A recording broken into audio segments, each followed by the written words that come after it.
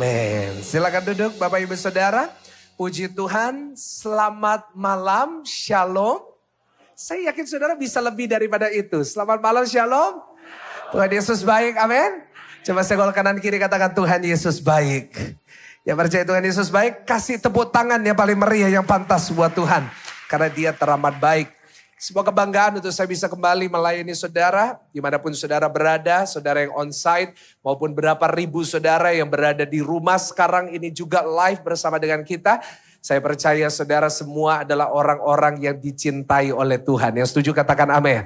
Sama-sama sebelum kita mulai firman Tuhan, semuanya di sini tepuk dada saudara. Katakan saya dikasihi Tuhan. Yang percaya tepuk tangan sekali lagi buat Tuhan. Yes. Mari kita buka firman Tuhan. Kita buka Alkitab dalam Roma pasalnya yang ke-8 ayatnya yang ke-37 sampai ayatnya yang ke-39. Hari ini Tuhan arahkan saya untuk saya mengambil firman Tuhan dari 3 ayat yang saya yakin seringkali menjadi ayat hafalan kita. Yang seringkali kalau kita ucapkan sudah di luar kepala kita. Dan saya akan baca ayat 37, saudara 38. Dan ayat 39 kita baca bersama-sama. Saudara bisa lihat di screen saudara. Demikian firman Tuhan. Dikatakan tetapi dalam semuanya itu kita lebih daripada orang-orang yang menang oleh Dia yang telah mengasihi kita. 38.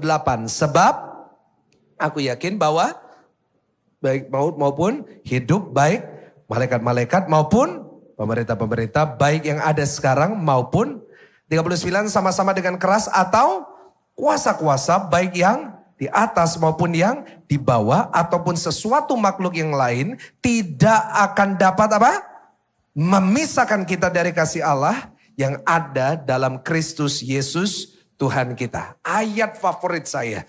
Dikatakan tidak ada satupun di bawah kolong langit ini yang bisa memisahkan kita dari kasih Kristus. Yang setuju katakan amin. Kenapa? Karena kasih Kristus terlalu besar untuk kita mengerti. Lebih dalam dari samudra, lebih luas dari lautan yang terbesar sekalipun. Siapa di sini bersyukur Tuhan kita mengasihi kita dengan luar biasa. Lambaikan tangan tinggi-tinggi. Puji Tuhan. Hari ini saya menyampaikan firman Tuhan dengan satu tema, dengan satu judul, yaitu God's Love Language. Atau dalam bahasa Indonesianya, bahasa kasihnya Tuhan. Saudara, saya sebagai pendeta, saya selalu berusaha untuk saya jadi pendeta yang update. Saya gak mau ketinggalan. Contohnya, ada hal-hal yang trending saya selalu ikuti. Seperti lagu-lagu di TikTok, saya tahu saudara. Ya, ada lagu Tuhan Yesus tidak berubah itu ya, saya tahu gitu. Yang viral kemarin kasusnya Johnny Depp, Amber Heard, saya ikuti gitu kan. Ada tentang rendang babi, saya ikuti juga. Dan saya selalu berusaha untuk selalu mengikuti zaman. Saya selalu mengikuti apa sih tren-tren hari-hari ini, barang hal-hal yang viral, hal-hal yang sering dibagi-bagikan. Dan saya selama 2022 ada satu topik yang selalu muncul di mana-mana saya selalu melakukan research. Nah, topik ini sangat-sangat menurut saya tersebar di kalangan netizen dan di kalangan orang-orang yang berada di social media. Yaitu banyak orang hari-hari ini suka membahas tentang love language. Saya nggak tahu berapa banyak dari saudara yang senior yang hafal tentang ini. Saya nggak boleh pakai kata tua karena diskriminatif saudara. Saya nggak tahu berapa banyak saudara yang senior yang tahu tentang love language. Tetapi pada tahun 92 ada seorang psikolog yang hebat. Dia menulis satu buku tentang love language atau bahasa kasih. Dan saya nggak tahu berapa banyak dari saudara hafal, tolong bantu saya jawab. Menurut buku ini, menurut yang kita lihat, ada berapa bahasa kasih? Oh hafal ya, 5 bahasa kasih. Oke, puji Tuhan. Yang pertama adalah words of hafal. 12 murid Yesus hafal nggak? Yang ke-7 siapa? Juli, itu kan bulan saudara, Januari. Oke, kita kembali. Ada 5 love language. Yang pertama words of affirmation, yaitu perkataan yang membangun. Dimana seseorang menerima kasih, dia menerima kasih dari orang lain berdasarkan perkataan yang membangun. Nah itu saya. Saya harus ngaku karena saya juga ikut kuisnya saudara. Dan saya yang pertama karena waktu itu lagi makan sama teman-teman. Akhirnya sama beberapa orang disuruh ikut. Ayo pastor jangan ketinggalan zaman disuruh ikutin. Saya ikut kuisnya, dapatnya perkataan membangun. Karena itu saya paling suka kalau ada orang datang sama saya, DM saya, WA saya. Mereka bilang, pastor thank you saya sangat diberkati. Karena itu love language saya. Saudara bisa menunjukkan kasih saudara kepada saya dengan words, dengan perkataan. Yang kedua, dalam buku ini dicatat ada yang namanya sentuhan atau physical touch. Yang suka pegang-pegang gitu saudara, yang suka dipegang, dibelai. Ini biasanya kalau anak-anak muda love language-nya ini badak dosanya saudara. Ratakan tanah, ya udahlah saudara ya gak usah dibahas. Yang ketiga, ada orang yang love language-nya gifting atau pemberian. Dia merasa dicintai kalau dikasih hadiah. Ini biasanya ibu-ibu. Paling senang kalau dikasih hadiah. Karena saya tahu banyak ibu-ibu love language-nya gifting. Saya kalau khotbah pemberkatan nikah sampai hari ini. Di setiap pemberkatan nikah saya akan selalu khotbah kepada yang laki-laki. Jadi suami gak boleh jadi suami yang pelit. Punya duit belikan istri berlian, belikan tas, belikan dia sepatu. Yang percaya boleh katakan amin? Lu ibu-ibu amin semuanya ya. Saya kan ngomong sama bapak-bapak gitu kan. Tapi ada ibu-ibu yang ya love language-nya. Kalau kamu cinta sama aku ya beliin tas yang terbaru. Nah itu. Ada yang keempat, ada yang waktu berkualitas. So sweet. Quality time kita berikan waktu kita buat seseorang. Kalau kamu mengasihi aku, kamu harus hadir, kamu harus ada. Jangan cuma kasih uangnya. Ada anak-anak yang merasa orang tuanya gak cinta. Bukan karena gak dikasih uang. Tapi karena gak ada waktu yang diberikan orang tua. Dan yang kelima, acts of service. Yaitu melayani. Karena itu kalau love language saudara melayani. Carilah pasangan hidup pelayan Tuhan. Pasti top saudara. Dan 5 ini menurut saya berguna juga. Untuk kita bisa menyatakan kasih kita kepada sesama. Orang tua dengan anak, suami dengan istri. Dan menurut saya, di mana banyak orang hari-hari ini begitu mengagungkan konsep ini sehingga mereka selalu menyebutnya kemanapun mereka pergi, love language-ku ini, love language-ku ini. Mereka merasa bahwa ini konsepnya benar tentang kasih, tentang cinta. Saya mau katakan sebenarnya sebelum tahun 92, Tuhan Yesus sudah memberikan kita kasih yang sempurna. Yang setuju katakan amin. Sebelum ada 5 konsep ini. Sebenarnya Tuhan sudah memberikannya kepada saudara. Tunjukkan lagi 5 konsepnya. Yang pertama namanya words of affirmation. Tahukah saudara Alkitab isinya perkataan yang membangun hidup saudara dan saya. Amin. Sentuhan. Dia menyentuh kita secara personal. Dia menyentuh jiwa kita. Dia menyentuh roh kita. Dia menyembuhkan sakit kita. Pemberian. Kalau bicara tentang pemberian, Tuhan memberikan kita hadiah terbesar. Karena begitu besar kasih Allah ke dunia ini sehingga yang mengaruniakan anak yang tunggal. Sehingga kita yang percaya kepadanya tidak binasa melainkan mendapatkan hidup yang... Saya memang dulu mau jadi rapper saudara ya, jadi maklum dengan saya. Keempat, ada waktu yang berkualitas. Tahukah saudara Tuhan Yesus namanya Immanuel yang selalu menyertai saudara dan saya. Dan kita tahu melayani. Gereja diberikan Tuhan kepada setiap jemaat untuk bisa melayani. Siapa di sini bersyukur kita punya Tuhan memberikan kita kasih yang sempurna ini. Kasih tepuk tangan yang paling luar biasa, yang paling dahsyat. Yes! Jadi kalau kita lihat 5 ini, wah kok bagus. Sebenarnya sebelum ada 5 konsep ini, semua diambil dari Tuhan kita yang luar biasa. Karena Tuhan kita bukan cuma memberi kasih, Dia adalah kasih saudara. Dia yang memberikan saudara dan saya kasih itu. Sebab itu, karena Tuhan Yesus memberikan kita kasih yang sempurna, seharusnya orang Kristen, orang percaya tidak kekurangan kasih. Boleh ulangin sama-sama? Orang Kristen seharusnya tidak, apa saudara? Kekurangan kasih. Sebenarnya orang Kristen hidupnya itu enak. Kenapa? Karena kasih Tuhan itu selalu penuh bagi saudara dan saya. Tapi masalahnya banyak orang Kristen gak ngerasa gitu. Mereka merasa gak ada kasih dalam hidupnya. Mereka merasa gak ada yang mengasihi mereka. Bahkan saya sebut banyak orang Kristen itu suka BT. Apa itu BT? Butuh tati tayang.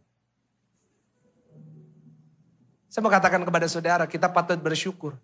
Sebab Tuhan Yesus yang sudah mati di atas kayu salib buat kita. Selalu memberikan kasih yang sempurna untuk memenuhi hidup saudara dan saya. Kasih tepuk tangan dulu. Yang paling dahsyat buat Tuhan Yesus. Wow. Dan hari ini menurut saya cukup penting untuk kita belajar tentang bahasa kasih Tuhan. Kenapa? Karena kalau kita belajar tentang 5 konsep ini, sekali lagi ini bukan seminar tentang love language. Tapi satu hal yang saya pelajari dari konsep-konsep ini adalah kalau ada di dalam keluarga yang punya love language yang berbeda. Dan ada orang-orang yang tidak memenuhi love language itu. Yang terjadi adalah salah paham. Suami dan istri bisa merasa bahwa pasangannya tidak mencintai dia. Orang tua dengan anak bisa merasa bahwa tidak ada cinta. Karena bahasa kasihnya beda. Ada banyak anak-anak datang sama saya, mereka counseling. Saya paling suka kalau ibadah malam banyak anak-anak mudanya. Mereka datang sama saya, Pastor Michael, saya rasa orang tua saya gak cinta sama saya. Padahal sekarang saya tanya sama saudara. Menurut saudara, orang tua cinta gak sama anaknya? Saya yakin saudara di sini yang orang tua, saudara yang punya anak, saudara pasti cinta sama anak saudara. Tapi kenapa banyak anak-anak muda konseling, itu bukan cuma berapa ratus, ribuan, puluhan ribu anak-anak muda. Memamerkan di sosial media, kenapa kok mereka gak merasa kasih sayang? Karena bahasa kasihnya B. Dan pada saat saya renungkan itu, saya merasa itu yang terjadi di gereja Tuhan. Banyak orang Kristen datang sama saya dan mereka bilang, Tuhan gak sayang sama saya. Tuhan gak cinta sama saya. Tuhan gak peduli sama saya. Saya dibiarkan sendiri. Saya gak diberkati. Kenapa? Bukan karena Tuhan tidak mengasihi saudara dan saya. Karena saya yakin dia sangat mengasihi saudara dan saya. Tapi masalahnya adalah bahasa kasihnya beda. Banyak orang Kristen punya bahasa kasih, kalau Tuhan mencintai itu selalu dengan pemberian. Kalau saya bisa kaya, Tuhan sayang sama saya. Kalau saya bisa sukses, Tuhan sayang. Kalau saya sakit, kalau saya ngalamin masalah, kalau saya ngalamin krisis, Tuhan gak sayang. Akhirnya banyak salah paham.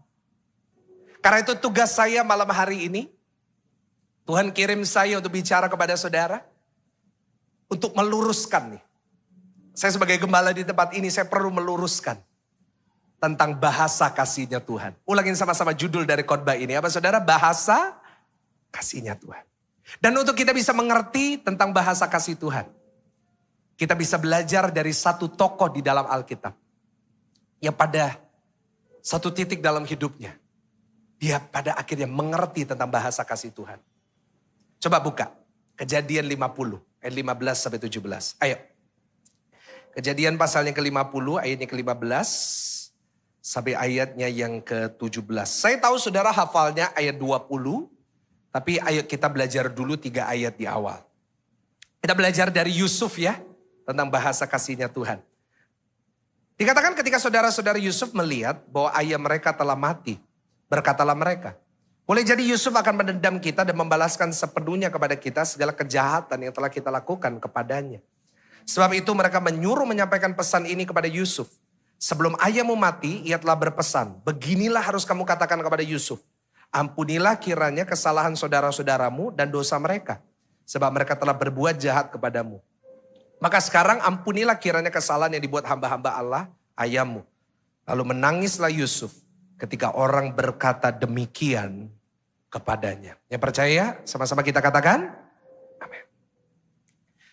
3 ayat yang kita baca menceritakan satu situasi di mana papanya Yusuf baru saja meninggal dunia. Baru saja mati. Siapa papanya Yusuf? Yakub. Siapa istrinya Yakub? Apa? Bu Yakub. Gampang banget. Istrinya Yakub 2. Ada satu cantik, ada satu kepribadiannya yang cantik. Artinya gak terlalu cantik saudara. Rahel dan Leah. Saya sering khotbah tentang Leah. Saudara, yang namanya Yusuf punya 11 saudara. Dan 11 saudaranya ini iri sama dia. Karena itu dia dijual ke Mesir. Sampai di Mesir, ini singkat aja. Sampai di Mesir, dia dijadiin budak. Sampai jadi budak, dia difitnah. Setelah dia difitnah, dimasukin penjara. Dimasukin penjara, akhirnya karena Tuhan memberikan dia kemampuan menafsirkan mimpi. Pada akhirnya Yusuf jadi Perdana Menteri. Terjadi kelaparan, lalu saudara-saudara yang menjual Yusuf datang memohon kepada Yusuf untuk minta makan. Tapi saudara-saudara nggak tahu ini Yusuf. Sekarang saya tanya sama saudara, tolong bantu saya jawab. Kira-kira kalau saudara jadi Yusuf, ketemu sama saudara-saudara yang menjual saudara. Saya mau tanya, kira-kira diapain? Diampuni. Wah, luar biasa saudara. Ayo jujurlah.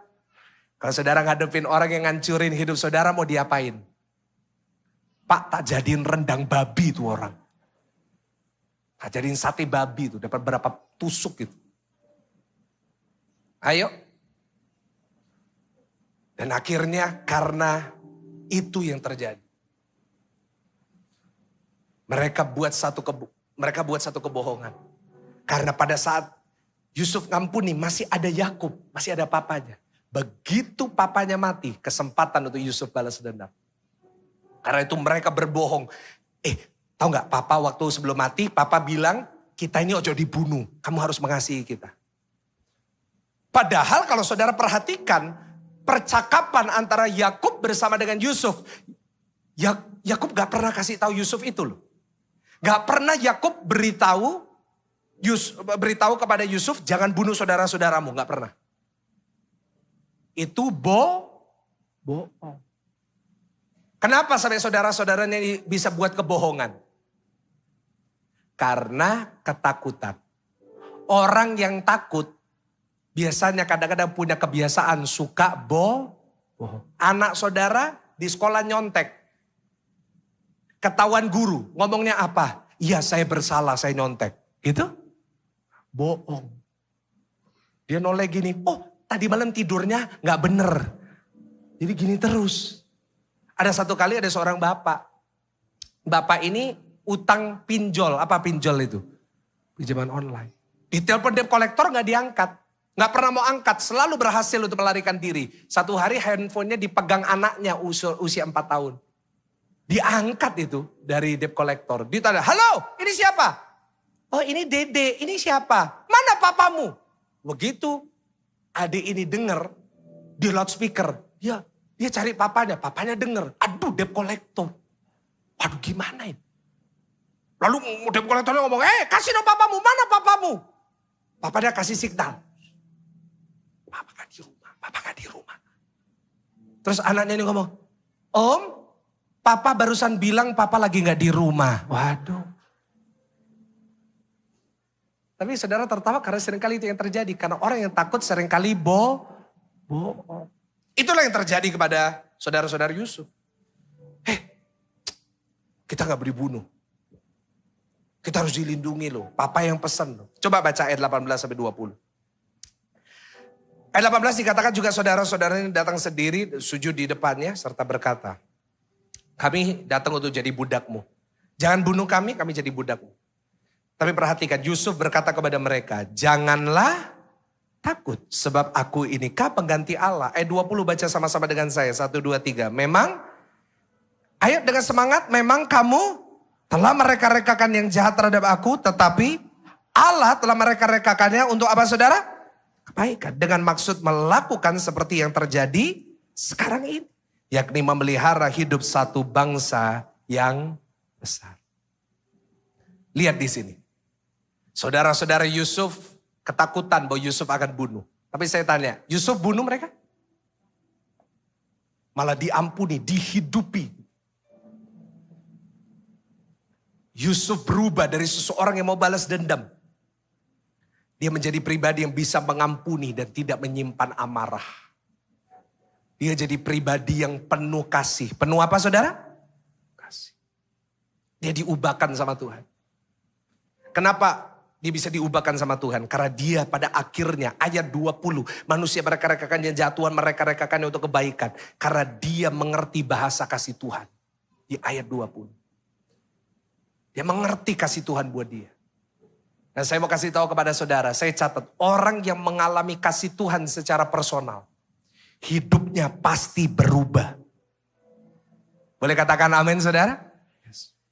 Orang yang ngalamin kasih Tuhan secara personal, hidupnya pasti berubah. Dari yang suka marah, jadi lebih sabar. Amin. Coba senggol kanan kiri, ayo jangan marah-marah lagi ya. Kenapa takut? Karena sesama pemarah dilarang saling mendahului. Orang kalau ngalamin kasih Tuhan secara personal, pasti hidupnya berubah. Dulu sombong, sekarang rendah hati. Dulu jahat, sekarang baik. Yang setuju katakan amin. Mungkin alasan hidup saudara tidak berubah adalah karena saudara belum ngalamin kasih Tuhan. Atau bahkan lebih parah, saudara gak sadar bahwa Tuhan mengasihi saudara. Orang yang ngalamin kasih Tuhan, orang yang benar-benar tahu dia dikasihi Tuhan, hidupnya pasti jadi lebih baik. Doa saya malam hari ini saudara menyadari itu. Nah, hari ini kita mau belajar sama-sama, kita mau kenal lebih dalam tentang bahasa kasih Tuhan. Tapi sebelum kita lanjut, boleh saya tanya, berapa orang di tempat ini yang yakin Tuhan mengasihi dia sekarang? Angkat tangan tinggi-tinggi. Kasih tepuk tangan yang paling luar biasa ya. Jadi kita mau tutup khotbah ini. Nah, saudara yakin Tuhan mengasihi, kita cek sama-sama. Benar enggak bahasa kasih Tuhan buat kita? Ada 3 bahasa kasih Tuhan. Ada berapa? Kita belajar sama-sama secara cepat. 3 bahasa kasih Tuhan ini dipelajari oleh Yusuf. Di 3 titik dalam kehidupannya. Dan kita akan lihat sama-sama 3 titik ini. Saudara, yang pertama adalah Kejadian 37 ayatnya ke-18 sampai 22. Kita mundur sedikit. Kejadian 37 ayatnya ke-18 sampai 22. Dari jauh ia telah kelihatan kepada mereka, maksudnya Yusuf. Tapi sebelum ia dekat kepada mereka, mereka telah bermufakat mencari daya upaya untuk membunuhnya. Kata mereka seorang kepada yang lain, lihat tukang mimpi itu datang. Sekarang marilah kita bunuh dia dan kita lemparkan ke dalam satu sumur itu. Lalu kita katakan seekor binatang buas telah menerkamnya. Nah, kita akan lihat nanti bagaimana jadinya mimpi itu. 21 perhatikan, ketika Ruben mendengar hal itu, ia ingin melepaskan Yusuf dari tangan mereka, sebab itu katanya, janganlah kita bunuh dia. 22 baca sama-sama, 1, 2, 3. Lagi kata Ruben kepada mereka, apa saudara? Janganlah tumpahkan darah, lemparkan dia ke dalam sumur yang ada di padang gurun ini. Tapi apa saudara? Janganlah apa-apakan dia. Maksudnya hendak melepaskan Yusuf dari tangan mereka dan membawanya kembali kepada ayahnya. Lihat di sini. Bahasa kasih Tuhan yang Tuhan buktikan lewat kehidupan Yusuf. Yang membuat dia, Kejadian 50-20 bisa berkata manusia mereka-rekakan yang jahat. Tapi Tuhan merekakan untuk kebaikan saya. Catat baik-baik yang pertama. Bahasa kasih Tuhan buat kita adalah kita dilindungi Tuhan. Sama-sama yang di tempat ini tepuk dada saudara katakan saya dilindungi Tuhan. Ini. Kita baru saja baca ayat 18. Saudara-saudara Yusuf. Semua udah siap-siap mau bunuh Yusuf. Sekitar 9 saudaranya. Kecuali Ruben dan Benyamin.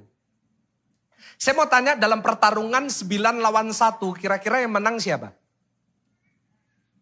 Jelas 9. Dan kalau 9 orang udah sama-sama punya tekad bunuh 1 orang. Matilah. Mati orang ini. Mati. Dan udah pasti mati. Udah direncanain. Mereka lihat dari jauh. Yusuf datang. Ini pemimpi itu. Ayo kita bunuh orang ini. Udah siap-siap pedangnya, udah siap-siap mau dibunuh. Tapi tiba-tiba Tuhan gerakkan hati Ruben untuk melindungi. Saudara, Yusuf pada saat itu sangat dibenci sama saudara-saudaranya. Kenapa?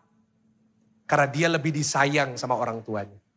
Ini juga satu pelajaran penting buat kita orang-orang tua yang punya anak lebih dari 1. Hati-hati ya, saat kita lebih sayang satu anak daripada yang lain. Mungkin kita gak kerasa, tapi coba dirasa-rasain. Karena banyak anak-anak muda, mereka counseling dengan saya lewat direct message Instagram. Mereka berkata, Pak, papa saya lebih sayang sama kakak saya, bukan saya. Dan itu yang terjadi.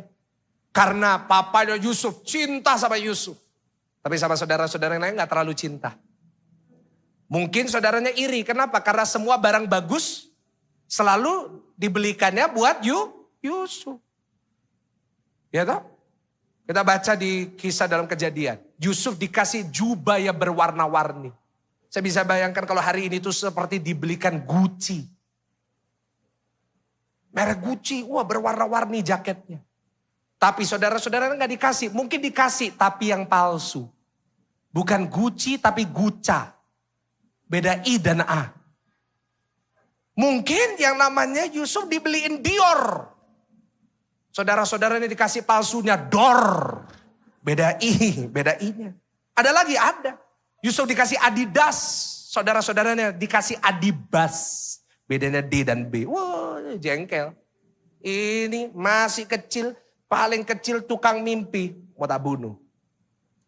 Tapi lihat di ayat 20. Tiba-tiba Ruben yang juga mungkin jengkel. Dia bisa bilang, jangan dibunuh. Jangan dibunuh, jangan tumpahin darah anak ini. Bayangin. Ruben itu salah satu yang tertua. Mestinya dia yang paling jengkel karena semestinya berkat turun buat anak sulung. Tapi Tuhan bisa pakai Ruben untuk menghentikan pembunuhan itu. Saya mau katakan ini perlindungan Tuhan. Yang Yusuf tidak sadar pada saat itu. Yang dia sadar pada kejadian 50 ayat 20. Manusia boleh mereka-rekakan jahat, Tuhan mereka-rekakan untuk kebaikan. Adalah pada saat itu ayat 20. Ada tangan Tuhan yang tidak terlihat yang melindungi dia. Itu. Dan saya mau beritahu kepada saudara hari ini. Saudara yang masih hidup sampai hari ini. Itu karena ada tangan Tuhan yang tidak terlihat yang melindungi saudara dan saya. Kasih tepuk tangan dulu. Yang paling luar biasa buat Tuhan. Yes. Saudara bisa hidup hari ini Pak, Bu. Bukan karena saudara hebat. Tapi karena ada tangan Tuhan yang masih melindungi saudara hari ini. Tahun 2020, 2021 saya banyak menguburkan jemaat yang mati. Jangan pikir saudara lolos dari COVID karena saudara hebat. Jangan pikir saudara lolos dari COVID karena saudara jaganya paling hebat. Jangan pikir saudara lolos dari COVID karena sedia oksigen banyak. Yang saudara pikir saudara lolos dari COVID karena sedia lianhua banyak. Saya mau kasih tahu kepada saudara dan saya termasuk. Kita bisa nafas sampai hari ini. Sama-sama nafas yuk. Itu karena Tuhan melindungi saudara sampai hari ini. Tepuk tangan sekali lagi ya paling dahsyat buat Tuhan. Itu loh Tuhan cinta sama kita. Itu loh Tuhan lindungi kita. Saya catat lagi ada tangan yang gak kelihatan. Yang masih lindungi saudara sampai hari ini. Saudara masih bisa kenal Tuhan, masih bisa beribadah. Saudara masih bisa ikut online. Saya mau kasih tahu. Itu ada tangan Tuhan yang masih ngelindungin saudara. Yusuf. Pada kejadian 50 dia tuh sadar. Ada tangan ini yang terus jaga dia. Meskipun dia sadar atau gak sadar. Waktu Yusuf ke rumahnya Potifar gitu. Terus Tante Poti, maknya Tante Girang, naksir sama Yusuf. Cup. Cup, ayo sama Tante sini. Saya mau tanya jawaban Yusuf apa? Tante, biar kehendakmu yang jadi gitu. Dia lari. Waktu dia difitnah, saya mau tanya, bisa nggak Potifar bunuh Yusuf? Dibunuh nggak? Tuhan luputkan. Ada tangan yang nggak kelihatan. Dia di penjara, teman-temannya ada yang dibunuh. Dibunuh dia? Itu tangan Tuhan. Hari ini yang seringkali kita lupa, yang harus saya sadarkan sebagai gembala di GSJS Pakuan Mall di tempat ini. Saya bertugas untuk mengingatkan saudara bahwa kalau kita hidup sampai hari ini, itu karena kemurahan Tuhan belaka. Tangan itu yang masih melindungi kita. Kalau enggak kita udah mati, kalau enggak kita udah gak tahu di mana. Kalau enggak kita sudah gak punya rumah. Kalau enggak kita sudah gak tahu jadi apa. Tapi karena tangan itu melindungi, kita hari ini masih hidup. Karena tangan itu melindungi, kita masih punya orang tua. Karena tangan itu masih melindungi kita. Kita masih punya suami, kita masih punya istri. Saudaraku yang terkasih malam hari ini. Jangan cuma kita suka ngomel tentang hidup. Ada di sini suka ngomel tentang hidup. Aduh cek apes sih aku ini. Oh soro hidup ini tambah soro. Ada yang suka ngomong gitu? Jangan ya. Saya catat. Jangan kita cuma suka ngomel tentang hidup. Kapan terakhir kali kita bersyukur kita masih hidup? Ayo kapan terakhir kita doa Tuhan, thank you ya Tuhan, aku ini masih diizinkan hidup. Atau kita cuma suka ngomel tentang hal kecil. Kadang-kadang kita ini manusia suka ngomel. Suka ngomel. Semua diomelin. AC panas ngomel. AC dingin ngomel. Hujan ngomel, gak turun hujan ngomel. Ibadah 1 jam ngomel, 2 jam juga ngomel. Handphone pelan dikit ngomel. Laptop pelan dikit ngomel. Nge-lag ngomel. Nanti Oktober ini, kita ini akan pelayanan misi ke Dai. Di Maluku, satu pulau kecil, 3 desa di pulau itu. Dan nanti yang mereka minta itu, mereka minta laptop. Karena selama ini 3 desa, gak ada pun satu laptop. Nanti kita kirim. Kita kadang-kadang laptopnya nge-lag dikit, dasar laptop bodoh. Loh, bukan laptopnya yang bodoh. Karena udah terlalu tua. Tapi kita suka ngomel.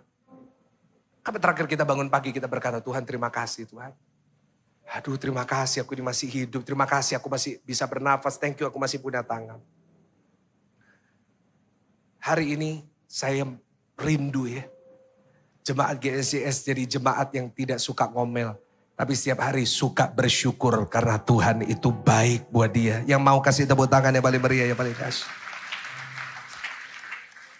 Mungkin saya berkata, Pastor, itu kan buat orang yang dilindungi. Papa saya mati kena COVID. Mama saya mati kena COVID. Saudara saya mati kena COVID. Anak saya mati kena COVID. Mana perlindungan Tuhan? Saya lagi bicara sama saudara yang mungkin kehilangan seseorang dalam hidupmu karena COVID. Dengar baik. Kalau saudara punya orang tua yang mati kena COVID. Dengar baik. Kalau bukan kena COVID. Bisa gak mati karena cara lain? Mungkin caranya adalah COVID.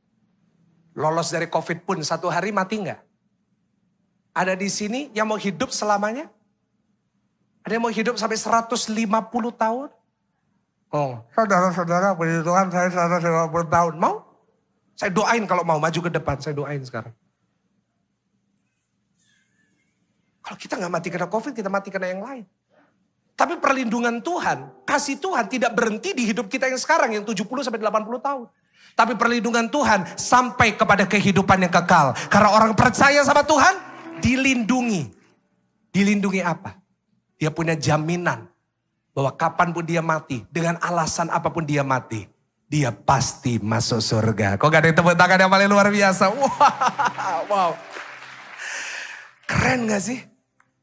Aduh, bukan cuma hidup yang sekarang gitu. Tapi nanti sampai kehidupan berikutnya kita dilindungi sama Tuhan. Aduh. Karena itu saya jadi orang paling gak pernah takut mati. Saya bilang sama istri saya mau mati kapanpun, mau mati di atas mimbar ini, gak masalah. Dia bilang, ih masalah buat gue. Iya bener. Tapi saya gak pernah takut mati. Kenapa? Karena saya tahu mati, sekarang ini misalnya saya lagi khotbah terus tiba-tiba saya jatuh gitu. Saya mati, saya udah masuk surga. Dan saya ingin saudara sebagai orang percaya, saudara yang sungguh-sungguh percaya sama Yesus, punya satu keyakinan. Kalau saya sungguh-sungguh percaya sama Tuhan Yesus, perlindungan Tuhan juga sampai nanti aku di gerbang surga. Aku pasti masuk. Yang setuju kasih tepuk tangan yang paling meriah, tepuk tangan yang paling meriah. Yes. Yang kedua, yang pertama bahasa kasih Tuhan. Apa? Kita Sekarang yang kedua, baca Kejadian 37 ayat 28. Kejadian 37 ayat 28. Ketika ada saudagar Midian lewat, Yusuf diangkat ke atas dari dalam sumur itu. Kemudian dijual kepada orang Ismail itu dengan harga 20 shikal perak. Baca sama-sama dengan saya. Lalu Yusuf dibawa mereka kemana? Yang kedua, catat. Apa bahasa kasih Tuhan? Yang pertama kita dilindungi. Yang kedua, kita dibiarkan sama Tuhan. Ini yang gak enak. Ini yang amennya susah. Karena seringkali kita gak mau menerima ini. Kita baca barusan, Yusuf dilindungi gak jadi mati. Tapi akhirnya dijual kemana? Akhirnya tetap jadi budak. Mungkin Yusuf bisa berpikir, kita kan udah lihat Kejadian 50, dia jadi Perdana Menteri. Yusuf mungkin waktu itu pikir, iya ya, Tuhan kalau lindungi saya, Tuhan kalau cinta sama saya kok dibiarin saya dijual ya? Pernah pikir gitu gak? Kenapa Tuhan kalau mengasihi Yusuf, kenapa kok gak ditolong? Masa perlindungannya cuma sampai gak jadi dibunuh, tapi gak bisa ngelindungi dari Mesir? Gitu. Bapak ibu saudara lihat saya baik-baik, dengar saya baik-baik. Akan ada saatnya dalam hidup saudara dan saya, di mana kita akan ngalamin seperti Yusuf. Kita dibiarkan. Ulangin sama-sama, apa? Ini kebenaran yang pahit yang harus kita sadari. Mungkin ada saudara yang ada di situasi ini sekarang. Ada yang ngerasa lagi dibiarin gitu sama Tuhan. Saudara doa gak dijawab, doa gak ada hasilnya gitu. Itu bahasa kasih Tuhan yang kedua. Itu kita dibiarkan. Ayat 28 terlihat kalau kita berhenti di situ kita bisa bilang Tuhan itu jahat. Masa ini Yusuf sampai dijual jadi budak, difitnah masuk penjara. Kalau kita lihat sampai situ kita bilang Tuhan jahat. Kenapa? Karena Tuhan membiarkan Yusuf menghadapi musim yang berat dalam hidup. Ada di sini lagi ngalamin musim yang berat? Ada di sini yang merasa Tuhan membiarkan. Ada di sini merasa Tuhan kok biarin rumah tangga saya ya. Tuhan kok biarin bisnis saya ya. Tuhan kok biarin anak-anak saya kok bisa jadi kayak gini. Tuhan kok biarin orang tua saya jadi kayak gini. Tuhan kok biarin pekerjaan saya jadi berantakan gini. Tuhan kok biarin saya di PHK seperti ini. Dengar saya baik. Salah satu bahasa kasih Tuhan adalah seringkali dia harus membiarkan kita. Kenapa? Karena saya mau beritahu kepada saudara yang saya kasihi. Karena orang yang benar-benar mengasihi. Bapa yang mengasihi. Seringkali harus tega untuk membiarkan. Setuju sama saya? Saudara di sini banyak punya anak. Anak saudara satu hari masuk sekolah. Di depan pintu gerbang sekolah. Dia takut gak pernah pisah sama orang tua. Lalu di depan gerbang sekolah, dia kira-kira, aduh gak mau, mama jangan tinggal aku. Kira-kira saudara jawabnya gimana? Wes, gak usah sekolah. Wes, sama mama gak usah sekolah seumur hidup, ayo sama saya aja. Sama mama seumur hidup gak apa-apa ya, tak pelihara sama mama gitu. Saudara kalau perlu saudara tinggal. Dia teriak lebih keras, saudara jalan lebih cepat. Apakah berarti gak sayang? Sayang. Anak saudara masih kecil umur 2 tahun. Dia lagi belajar untuk lari. Tiba-tiba dia jatuh. Kalau jatuh anak kecil masih ngapain? Saudara ngapain?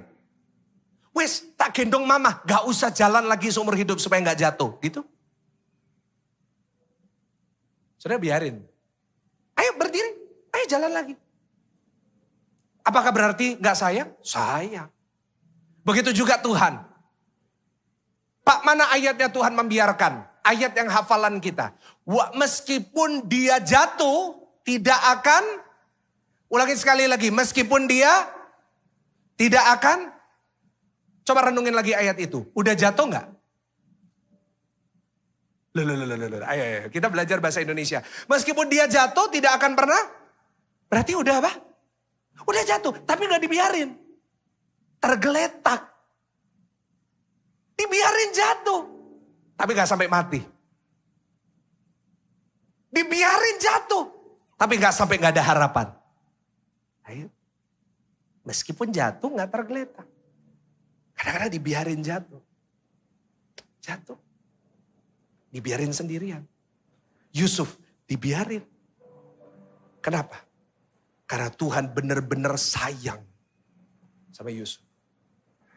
Hari ini kalau ada yang merasa Tuhan membiarkan saudara, artinya Tuhan sangat sayang sama saudara.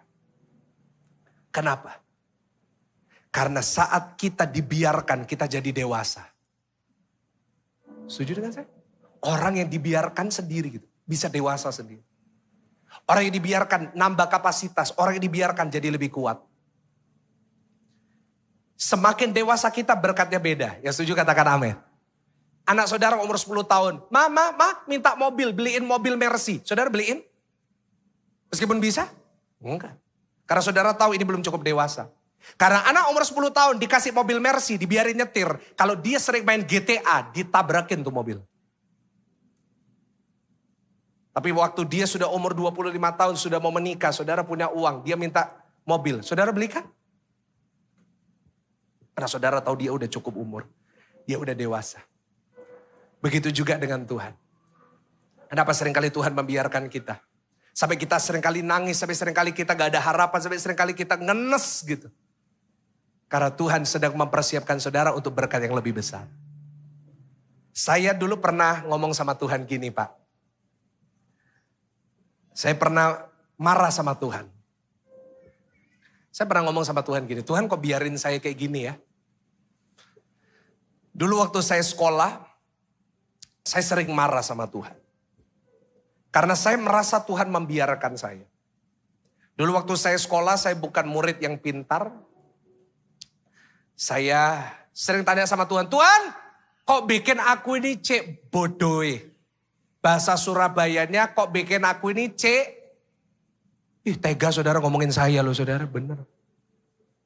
Aduh Tuhan, saya dulu tuh paling gak bisa apa-apa. Aduh apalagi matematika, astaga Tuhan Yesus.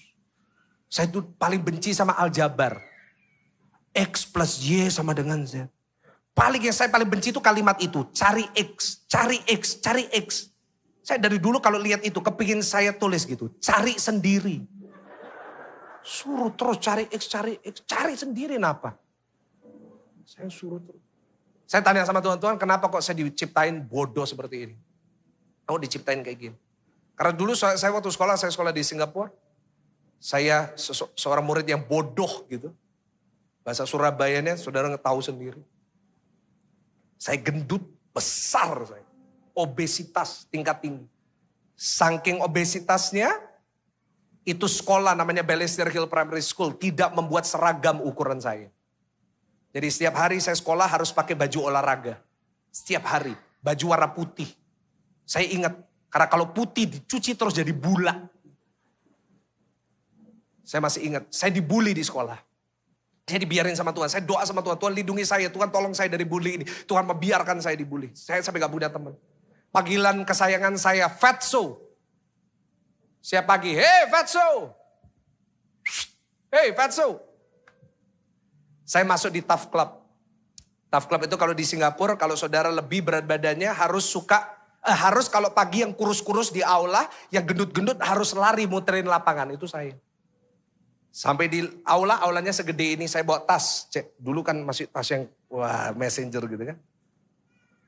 Saya masuk ke aula, saya taruh tasnya. Selalu tas saya waktu saya taruh ditendangin sama teman-teman saya. Jadi setiap pagi selalu sama, saya ini keliling aula.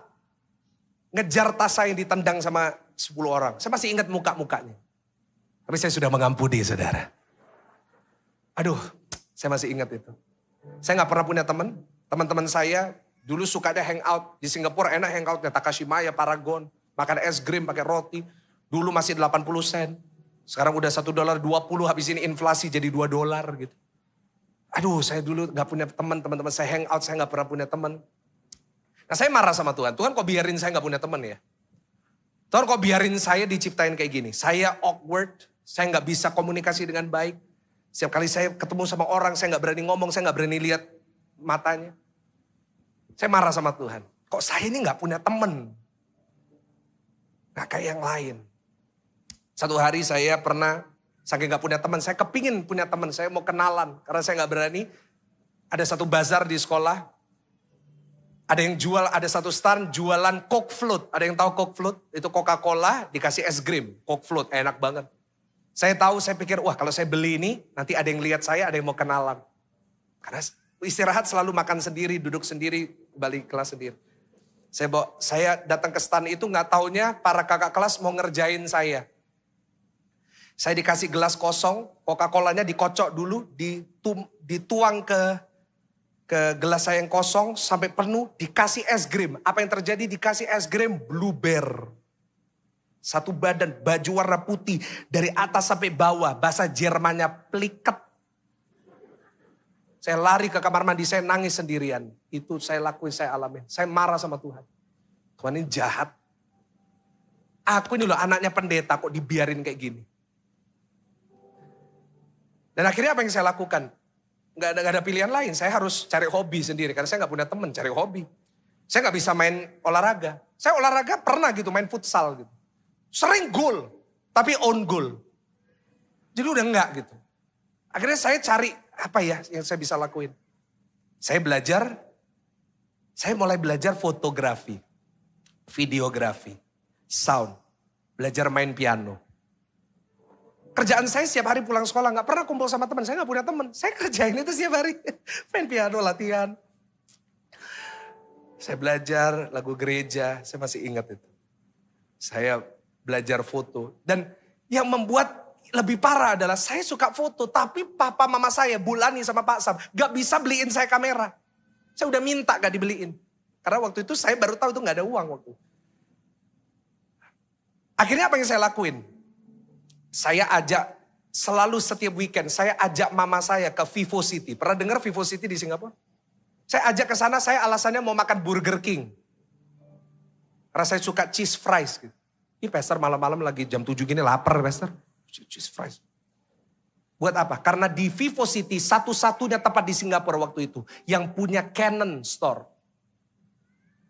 Setiap weekend saya ke Vivo City, saya ke Canon store, saya berdiri di situ. Saya nyobain semua kamera. Saya belajar gimana nerangin, gimana lensa ini beda dengan ini, aperture artinya apa. Saya belajarin. For a few years. Saya dibiarin Tuhan gak punya teman. Saya ngelakuin itu. Saya tanya sama Tuhan, Tuhan kok biarin saya? Gak taunya. Kenapa Tuhan biarin? Karena waktu itu Tuhan lagi siapin saya buat Maret 2020. Karena puluhan tahun kemudian Maret 2020 Tuhan tahu bahwa akan ada pandemi terjadi. Semua gereja harus tutup. Semua pendeta harus di rumah. Banyak pendeta gak tahu caranya gimana untuk buat live di rumah. Tapi gak taunya Tuhan sudah persiapkan saya puluhan tahun sebelumnya. Saya bisa selah, saya bisa main piano, saya bisa nyanyi, saya bisa video, saya bisa foto, saya bisa sound. Saya buat sendiri semua selah. Setiap hari di rumah. Karena Tuhan membiarkan saya puluhan tahun yang lalu. Terlihatnya sederhana. Tapi hari ini kalau saudara dibiarin sama Tuhan. Artinya Tuhan ingin saudara belajar sesuatu.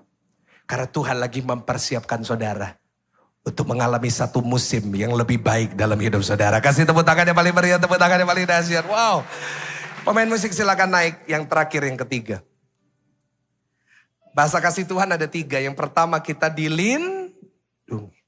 Yang kedua kadang-kadang kita dibiarkan. Pemain musik naik. Kejadian 41 ayatnya yang 41 sampai 42. Karena ini ayat terakhir, saya mau kita baca bersama-sama dengan semangat. 1, 2, 3. Selanjutnya apa saudara? Firaun berkata kepada Yusuf, dengan ini aku melantik engkau menjadi kuasa atas seluruh tanah Mesir. Ayat 42 sama-sama. Sesudah itu Firaun menanggalkan cincin meterainya dari jarinya dan mengenakannya pada jari Yusuf. Dipakaikannya lah kepada Yusuf pakaian yang daripada kain halus. Dan digantungkannya lah kalung emas pada lehernya. Yang ketiga, apa? Love language Tuhan, bahasa kasih Tuhan. Yang pertama kita dilindungi, yang kedua kita dibiarkan. Yang ketiga, kita diberkati oleh Tuhan. Kasih tepuk tangan yang paling dahsyat, yang paling meriah. Yes! Akan ada saatnya bahwa Tuhan akan memberkati saudara. Yang setuju katakan amin. Tuhan menjanjikan masa depan yang penuh harapan. Ingat, ujung-ujungnya pasti diberkati. Ulangin sama-sama. Kalau belum diberkati gimana Pak? Belum ujung. Belum diberkati gimana? Half time. Masih belum. Injury time. Pak masih belum. Penalti. Saya percaya Tuhan saya kalau berjanji gak pernah ngingkari.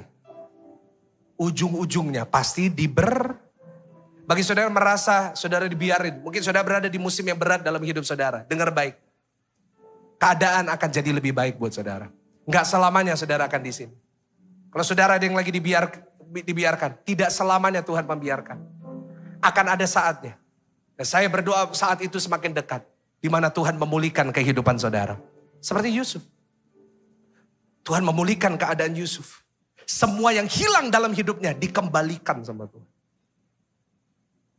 Ayahnya dikembalikan. Saudara-saudaranya dikembalikan. Semua yang dia punya dikembalikan sama Tuhan. Tapi kapan Tuhan memberkati kita? Kapan musim berkat ini akan terjadi dalam hidup kita? Kalau kita sudah siap. Segol kanan kiri, udah siap belum? Udah siap belum? Kenapa Tuhan tunggu kita siap? Supaya kita jadi baik. Kenapa? Tunggu siap. Karena Tuhan sayang sama saudara. Kenapa belum diberkati? Mungkin kalau Tuhan berkati saudara hari ini, kalau saudara belum siap, bisa jadi sombong. Punya uang dikit, kepalanya udah naiknya tinggi. Arogan. Pak, kenapa Tuhan belum berkati? Mungkin kalau Tuhan berkati Bapak bisnisnya sukses, lupa Tuhan. Kalau Tuhan berkati Bapak bisnisnya sukses, lupa istri. Jadinya istrinya udah umur 50 tahun mau ditukar tambah sama 2 yang 25-an.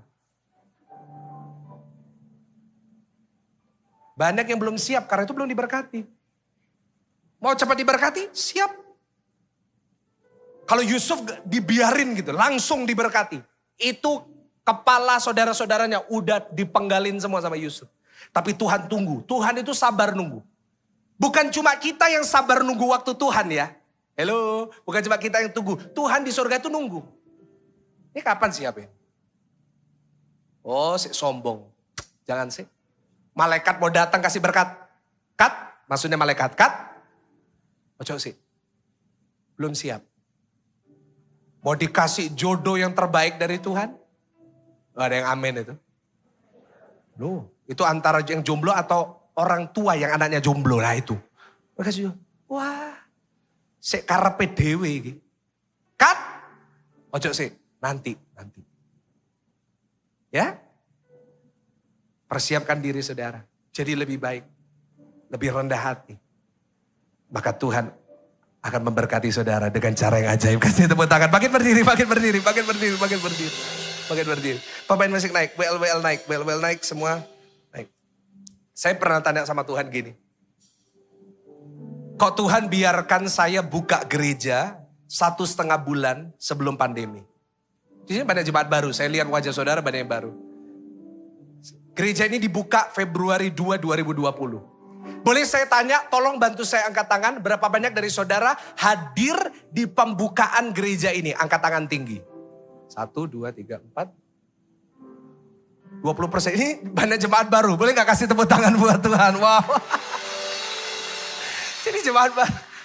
Bagi saudara gak tahu ya, selamat datang. Terima kasih saudara udah ibadah di sini. Dan kalau saudara gak tahu, gereja ini buka Februari 2, 2020. 2020. Waktu itu saya buka dengan menjual semua yang saya punya. Kalau saudara nggak tahu, bulan Desember 2019 saya tanda tangan kontrak. Waktu itu kita sewa di Ciputra World. Saya tanda tangan kontrak dengan Pakuan. Dengan jumlah yang M-an, bukan ember ya. Miliar, saya tanda tangan. Dan saya dengan bangga saya boleh berkata, waktu saya bangun gereja ini tanda tangan kontrak, saya nggak ada donatur satupun. Donatur saya cuma Tuhan. Kok gak ada yang tepuk tangan buat Tuhan? Dengan bangga saya bisa bilang. Dengan bangga saya bilang, gak ada satupun yang bantu saya. Gak ada satupun yang donatur. Gak ada donaturnya. Gak ada. Karena itu pada saat itu waktu saya buka gereja ini, saya harus jual semua yang saya punya. Saya jual apa yang saya bisa. Semua yang saya bisa saya jual. Kecuali diri saya. Masa pendeta jual diri buat gereja? Kasihan saudara. Saya jual semua. Jam tangan saya, mobil saya, tabungan saya kuras semua. Desember 2019 saya udah gak punya apa-apa. Kecuali beberapa puluh juta. Dan rumah yang diberikan oleh orang tua saya. Bulan Februari 2, 2020 saya buka gereja ini. Kursi yang saudara dudukin, karpet yang saudara berdiri, sound system yang saudara dengar, LED yang saudara lihat, semua keluar dari uang saya sendiri. Apa yang terjadi? Februari 2, 2020 kita buka, 1,5 bulan kemudian, Maret 15 tutup gereja. Saya ngomong sama Tuhan, Tuhan kok tega ya? Coba kalau Tuhan warning saya Desember, saya gak akan tanda tangan kontrak sama Pakuan. Mungkin saya masih punya semua. Tapi waktu itu saya menghadapi kursi kosong di ruangan ini tanpa ada siapa. Kenapa kok Tuhan biarin? Gak tahu dia Tuhan biarin. Supaya Tuhan bisa bawa pelayanan ini bukan cuma di Surabaya tapi sampai seluruh dunia. Kalau gak terjadi pandemi, kalau Tuhan gak biarin, mungkin saya gak ketemu dengan saudara hari ini. Mungkin saudara gak dengar nama Michael Gunawan, gundul tapi menawan. Mungkin saudara di rumah, berapa ribu saudara dari seluruh dunia sampai nanti malam jam 8, jam 10, berapa ribu saudara gak akan pernah dengar kabar baik ini. Mungkin saya gak akan bertemu dengan orang-orang di atas mimbar ini. Mungkin saya gak akan dibantu oleh orang-orang hebat di atas mimbar ini. Tapi hari ini saya tahu, manusia baik setan boleh mereka-rekakan yang jahat. Tapi tidak ada satupun yang bisa memisahkan kita dari kasih Kristus. Saya mau berdoa buat saudara. Semua pejamkan mata. Bapa kami di surga, hari ini hamba-Mu datang di hadapan-Mu. Karena kami mau berkata terima kasih buat kasih-Mu yang begitu besar. Thank you so much for loving us. Terima kasih sudah mengasihi kami. Seringkali kami gak layak tapi Engkau mengasihi kami. Ampuni kami Tuhan kalau seringkali kami salah paham dengan Tuhan. Mungkin hari ini kami merasa kami dibiarkan dan kami berkata Tuhan jahat. Kami hari ini sadar Tuhan gak jahat. Justru Tuhan mau kita dipersiapkan untuk masa yang lebih baik. Hamba-Mu terbatas dengan waktu 1 jam ini. Tapi Roh Kudus Engkau yang tidak terbatas yang selalu menyertai jemaat-Mu setiap hari. Di hari Senin besok sampai hari Sabtu. Ingatkan kami. Bahwa tidak ada satupun makhluk, tidak ada satupun pemerintah, tidak ada satupun yang di atas maupun di bawah yang bisa memisahkan kami dari kasih Tuhan. Boleh kami dalam lembah kekelaman Tuhan mengasihi kami. Dalam kaya maupun miskin Tuhan mengasihi kami. Sakit maupun sehat Tuhan mengasihi kami. Susah maupun senang Tuhan mengasihi kami. Dan tidak ada yang bisa memisahkan kami dari Tuhan. Meskipun maut sekalipun tidak bisa memisahkan. Karena itulah kasih Tuhan. Hamba-Mu berdoa buat setiap jemaat-Mu malam hari ini. Biar Tuhan memulihkan keadaan mereka lebih daripada sebelumnya. Kalau mungkin 2 tahun ini mereka kehilangan banyak. Dalam tahun-tahun ke depan Tuhan akan mengembalikan lebih daripada yang sebelumnya. Tapi biarkan hari ini kami jadi lebih dewasa. Kami lebih rendah hati, kami lebih baik, kami jadi lebih sabar. Kami persiapkan hati kami, persiapkan kapasitas kami. Untuk kami jadi pribadi-pribadi yang siap diberkati oleh Tuhan. Hamba-Mu sudah selesai. Tapi firman-Mu yang akan terus berbicara kepada kami. Di dalam nama Tuhan Yesus. Mari jemaat Tuhan yang sudah diberkati oleh firman Tuhan. Sama-sama kita katakan amin. Kasih tepuk tangan yang paling luar biasa buat Tuhan. Silakan duduk Bapak Ibu Saudara, puji Tuhan.